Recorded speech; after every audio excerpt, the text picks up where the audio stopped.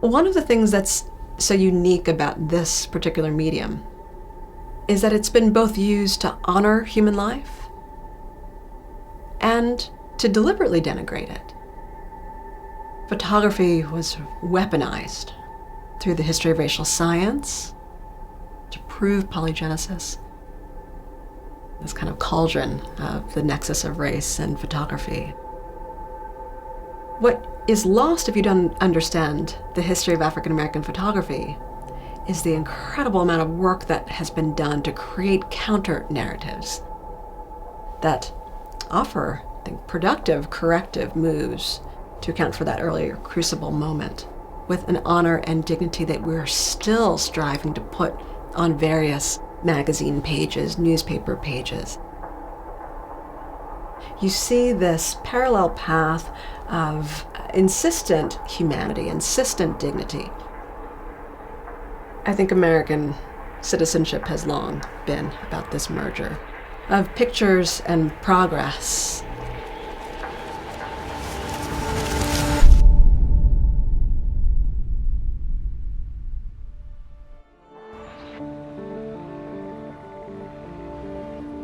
Good evening, everyone.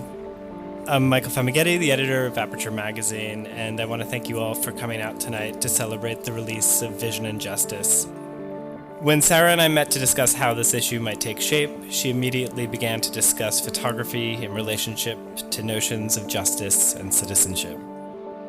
You all wrote extraordinary response papers after watching Through Lens Darkly, and many of you focused on the way in which the camera in your minds ultimately is used not just by someone like Gordon Parks, but in general as a weapon to create new narratives, right? I'm based here at Harvard. I'm a professor here, and I could not be more grateful to do the work that I do. I know the history of Aperture. I know how preeminent it is. And I also know what works by African American photographers have not been published, that should be published, frankly. The request came to focus, as a guest editor, on an issue dedicated to African American life by simply knowing that this type of magazine issue had not existed before. I felt as if it could be seen, especially if it was published in February, as a corrective for what hadn't been done by the institution. I don't think that any one magazine issue, irrespective of who publishes it, can function to encapsulate the whole history of African American photography. It is impossible. You would never say this about white photography. African American photography is just as capacious. So instead, choosing a really precise theme became key. Given the influence that Aperture can have, I accepted the invitation, was very excited to engage.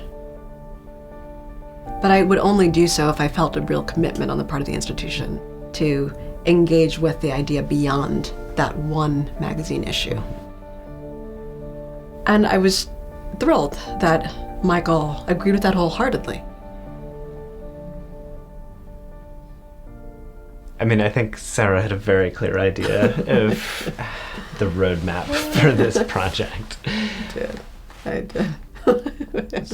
did. What can I say? But how did it work? Well, the idea for multiple covers came up because of the gravity of the topic. It would be impossible to have one image that would be synoptic of the entire issue. One cover simply would not do.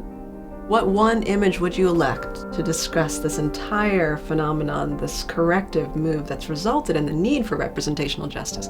What one image would you choose? There's not one, I don't think. The Richard Avedon cover of Martin Luther King and father and son gazing insistently into that camera. Both the past with his father and the future with his son reminds us that we are in lineage with this larger idea of vision and justice.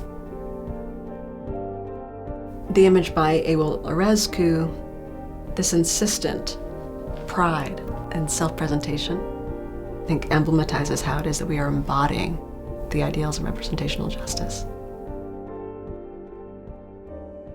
The journey to honor the dignity and humanity and the fullness of human life cannot be waged without pictures. This is something I've come to understand, and this is what Frederick Douglass knew.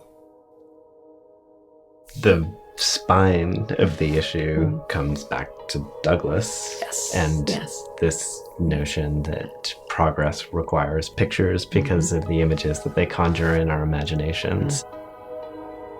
In our office, that has kind of become this mantra after this issue. This is the most photographed American man in the 19th century. Not African American man, photographed American man. What did he know about himself? What did he know about our need for multiple images of a representative figure like Douglass? This discovery of Douglass as a photo historian is a new development. He argued that it wouldn't be combat, but would be something as seemingly small and as trifle-like as a picture that would get America to create a union. Douglass argued the act of what a picture does to us had the power to create a thought picture, as he called it, an imaginative new vision of the world. The same medium that he said was being used to read the Negro out of the human family could read African Americans back in. I would like to think that a scholar like Deborah Willis is who he had in mind. That some of the photographers we have on our pages are who he hoped would come.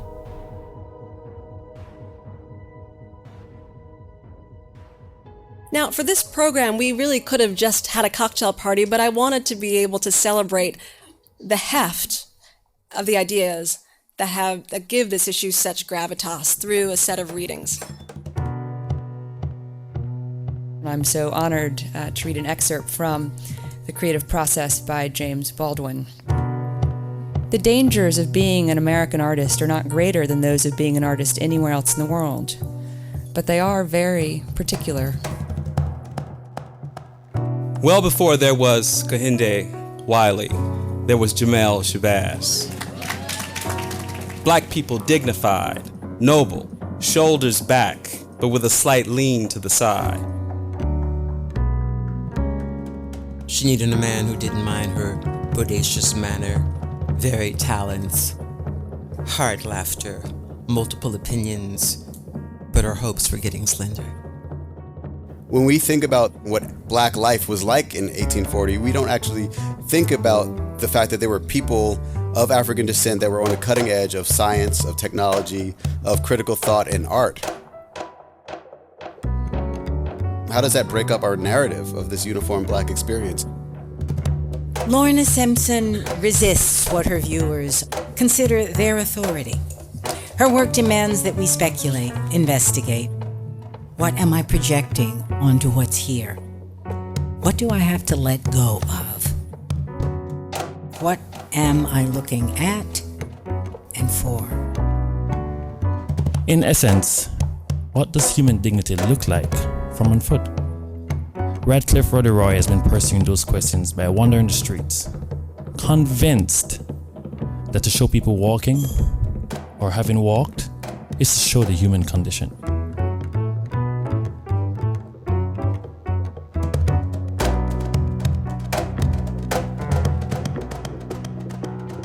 The theme that runs throughout, that governed every editorial choice, was to think about the way in which art and pictures functions to measure human life. By selecting a range of poets, scholars, and even playwrights to investigate, interrogate, meditate upon how these incredible photographers allow us to see the world anew. But we needed to have the selection of those different figures match the gravitas of the theme. And that was the work of curating the issue.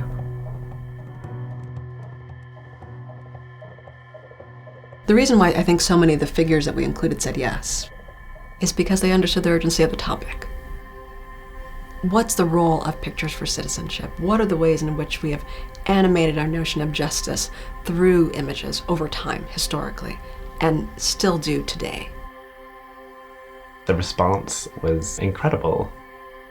I think there were 3 pieces in the New York Times about the issue. NYU Tisch School of the Arts made it required reading for all incoming freshmen. In 7 weeks, sold out 20,000 copies.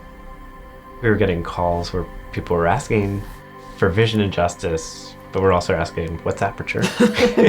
Which is a great thing to happen, because what we're always trying to do is to expand our reach and our audience. So to actually see it happening that way was really kind of thrilling.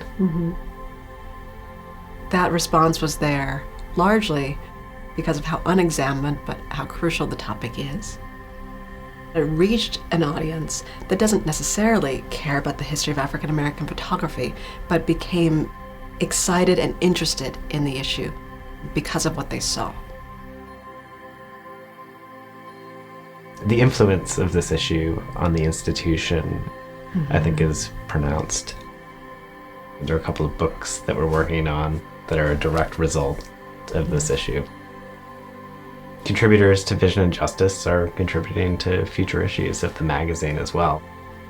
The real change happens when there's staff changes too, and that, and that the staff reflects the work that you're doing, and vice versa. So then, and I think that that's an active conversation at the office now. I think we see this a lot at the last election, that people exist in silos. How do you come into contact with those unlike yourself, which is required in a democracy? If you look at the history of American culture, we do this through pictures.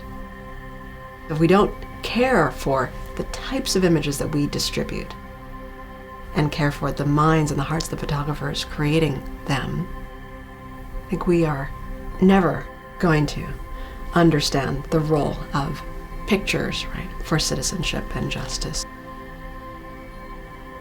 What's the persuasive efficacy of a picture today? Do they harden your beliefs or stereotypes about other groups? Or can they persuade you to see the world differently? I do hold out the belief that the kind of productive stillness that we've seen in response to the Aperture issue, the way in which it does stop people in their tracks, is a way forward, and lets me retain my belief in the work of photography. Pictures work, and they let us get to work.